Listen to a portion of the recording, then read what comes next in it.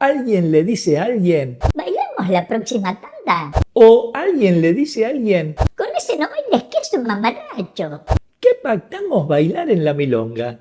En este video lo vamos a ver. Seguime hasta el final. Mi nombre es Gustavo Bensé-Crisabá y hoy te quiero compartir un tema más cuestionable que bailar con zapatos de tango sin medias. Y me estoy refiriendo a los acuerdos que convenimos en la milonga. Así, debemos establecer determinados pactos en relación con el baile o si debemos sentirnos más independientes con nuestras decisiones. Y más adelante voy a detallarte 3 situaciones en las que nos vemos envueltos cuando pretendemos ir a la pista. Pero antes de avanzar, quiero decirte que, por supuesto, no niego que cada milonga tiene su propio espíritu en el sentido de cómo comparte ciertas normas de conducta entre los presentes. Así como tampoco voy a negar que también existe un espíritu personal milonguero que puede determinar los propios acuerdos. De hecho, entre los muchos que frecuentan la milonga, hay quienes son muy flexibles y, por ejemplo, están dispuestos a bailar con todo el mundo, lo cual puede crear momentos de fuerte conexión, así como de fluir en cuanto a la improvisación. Pero, por otro lado, también están los que prefieren bailar solo con ciertas personas, como si se estableciera una especie de código de lealtad que, si bien puede suscitar placer al compartir ese entendimiento mutuo, también podría generar incomodidad en quienes se sienten excluidos. Y aquí quiero aclarar que no estoy juzgando si está bien o está mal establecer acuerdos en la milonga, aunque tengo mis preferencias. Lo que quiero decir es que esos acuerdos existen, que son como hilos invisibles que nos van enredando, a veces para bien y otras para reflexionar, y que cada uno de nosotros lleva esos hilos a la pista para desovillarlos, o, dicho en otras palabras, poniendo su propia perspectiva sobre cómo debieran ser las interacciones.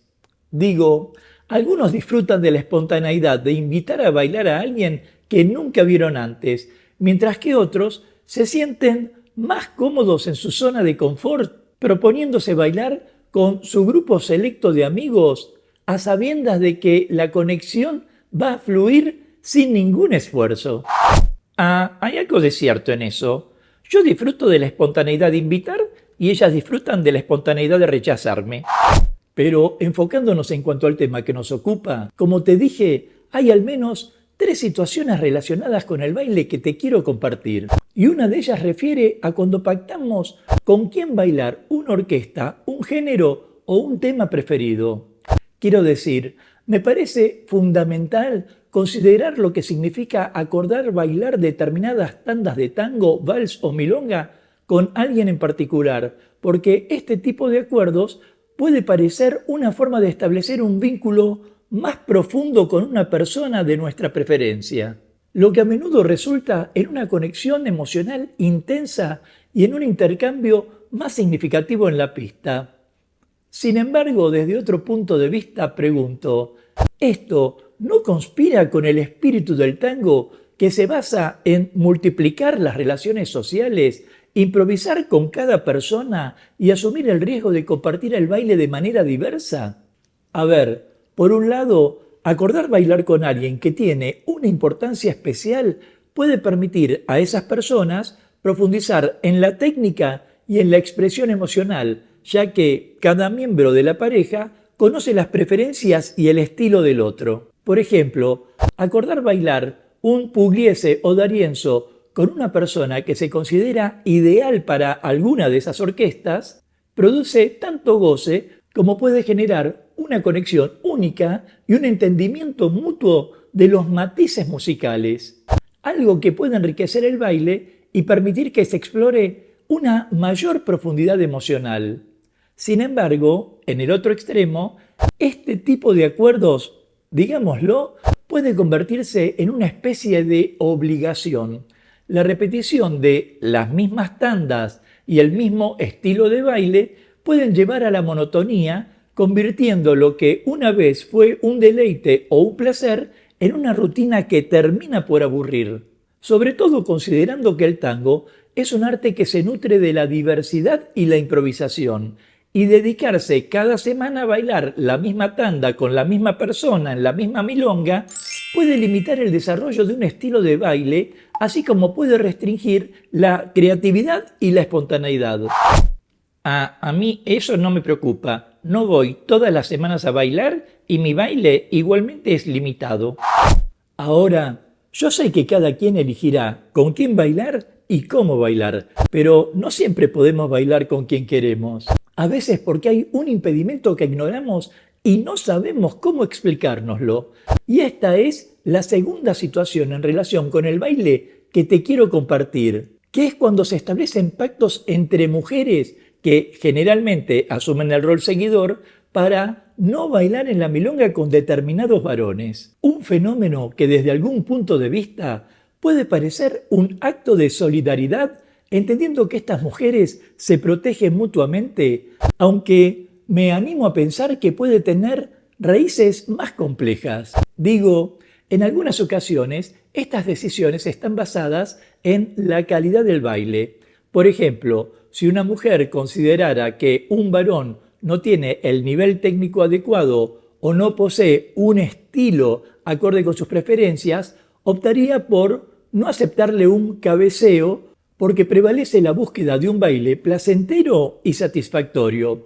Y en este contexto, las mujeres se alinean para asegurarse de que sus experiencias en la pista sean enriquecedoras y alineadas con sus expectativas. Sin embargo, el rechazo también puede surgir de factores más subjetivos, como por ejemplo, una mujer puede evitar bailar con un varón porque percibe que huele mal o porque escuchó rumores sobre su reputación. Sí, ya sé que parece increíble porque la norma debiera ser bailar y no inmiscuirse en aspectos privados, pero así funcionamos. Y estamos hablando de una reputación que puede abarcar desde la certeza de que el varón busca algo más allá del baile, como una relación personal o romántica, hasta la difusión de una imagen negativa que se construyó alrededor de él por comentarios malintencionados, muchas veces provenientes de milongueras o bailarinas despechadas. Lo cierto es que este tipo de acuerdos entre mujeres, aunque a veces parezca necesario para preservar un ambiente cómodo y seguro, a menudo contribuyen a crear un clima de tensión, porque estas mujeres, al unirse en tal o cual decisión, pueden sentir que están defendiendo su espacio, aunque me animo a pensar que también corren el riesgo de contribuir a una cultura de exclusión que no siempre refleja la realidad del hombre en cuestión, porque los rumores y las percepciones pueden ser distorsionadas y que cada persona, sea varón o mujer, merece la oportunidad de que se la juzgue por sus acciones en la milonga y su baile, y no por las habladurías que lo rodean. Por una pavada no llegué a estar en pareja con la mujer más hermosa de la milonga. Me dijo que no. Pero también existe una tercera situación de pactos en el baile que involucra a las parejas estables y que se basa en prohibir que el otro baile con determinadas personas. Un tipo de acuerdo que a menudo surge de la inseguridad o el deseo de proteger la relación, especialmente si en el mismo salón uno de los miembros de la pareja observa la presencia de un pasado romántico, digamos. Por ejemplo, es común que una mujer no quiera que su marido o su novio baile con su expareja, ya que puede sentir celos o incomodidad al imaginar la conexión emocional que podrían compartir en la pista. Del mismo modo que el varón podría restringir a su pareja de bailar con alguien que la haga soñar, temiendo que esa conexión lleve a un resurgimiento de sentimientos que amenacen su relación actual. Algo que parece comprensible desde el punto de vista emocional, pero que puede tener efectos tanto positivos como negativos. Porque si bien esos límites pueden ayudar a mantener la armonía en la relación y a brindar un sentido de seguridad, por otro lado, esa dinámica limita la libertad individual para disfrutar del baile y explorar nuevas conexiones, sobre todo cuando las parejas se sientan separadas en el salón ya que al sentarse juntas, el código tradicional establece que solo bailarán entre ellos. Si a propósito querés aportar a este espacio, déjame tu comentario y de paso forma parte de la comunidad Tango Milonga suscribiéndote ya a este canal